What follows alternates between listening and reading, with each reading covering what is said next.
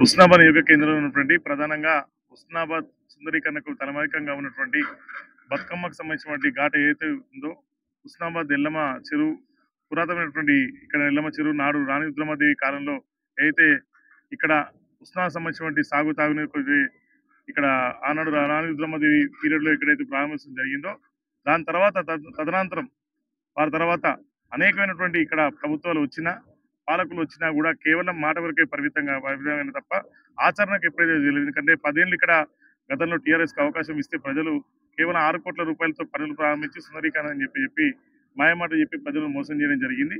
ఆ మోసం తగ్గట్టుగా ఇక్కడ గత సంవత్సరం ఏదైతే ఎన్నికల్లో భాగంగా స్థానికంగా అప్పుడు పోటీ చేసినటువంటి ఎమ్మెల్యే ఇప్పుడు రాష్ట్ర మంత్రి అయినటువంటి రవాణా శాఖ మంత్రి పున్న ప్రభాకర్ గారు హుస్నాబాద్ సుందరీకరణ కొరకు ప్రధానంగా ఎల్లమ్మ చెరువుని సంవత్సర కాలంలోనే పనులు ప్రారంభిస్తుందని నిధులు కేటాయిస్తుందని చెప్పి మాట ఇచ్చారో ఆ మాట మేరకు 18 కోట్ల రూపాయలు నిధులు కేటాయించడంతో పాటు సంవత్సర కాలం గత నెలలోనే సంవత్సర కాలం పూర్తి చేసింది. దానికి శిలాఫలకం వేయడం జరిగింది.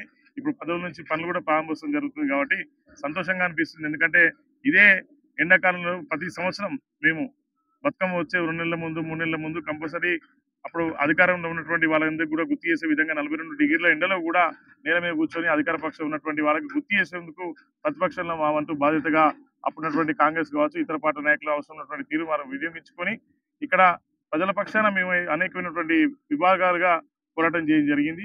ఇవాళ మాకు అవకాశం వచ్చింది. ఆ అవకాశాన్ని పూర్తి స్థాయిలో ఇక్కడ వినియోగించుకొని ఇచ్చిన మాట మేరకు సంవత్సర కాలంలోనే 18 కోట్ల రూపాయలతో నిధులు పనులు ప్రారంభించడం జరిగింది. ఈ పనులు వచ్చే సంవత్సరం నాటికి కూడా పూర్తి స్థాయిలో అవుతాయని చెప్పని ఇక్కడ ఉన్నటువంటి కాంట్రాక్టర్ రూపంలో మీరు తెలుసుకోవడం జరిగింది.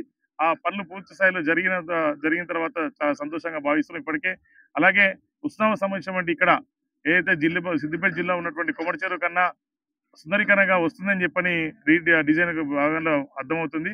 అలాగే మొదటిసారిగా గ్లాస్ బ్రిడ్జ్ ఒక రూపంలో కూడా ఇక్కడ హుస్నాబాద్ సంబంధించినటువంటి కేంద్రంలోనే ఉంటుంది. ఎందుకంటే పరిసర ఉన్నటువంటి ప్రాంతాల్లో కరీంనగర్ కావచ్చు వరంగల్ కావచ్చు సిద్దిపేట కన్నా ఎక్కడ గ్లాస్ బ్రిడ్జ్ రూపంలో కూడా లేదు. ఆ గ్లాస్ బ్రిడ్జ్ వంతెన కూడా హుస్నాబాద్ మొదటిసారి తీసుకొచ్చే ఘనత పున్న ప్రభాకర్ దక్కింది కాబట్టి ప్రత్యేకంగా కాంగ్రెస్ పార్టీ పక్షాన స్థానికంగా ప్రజాపక్షాన ధన్యవాదాలు.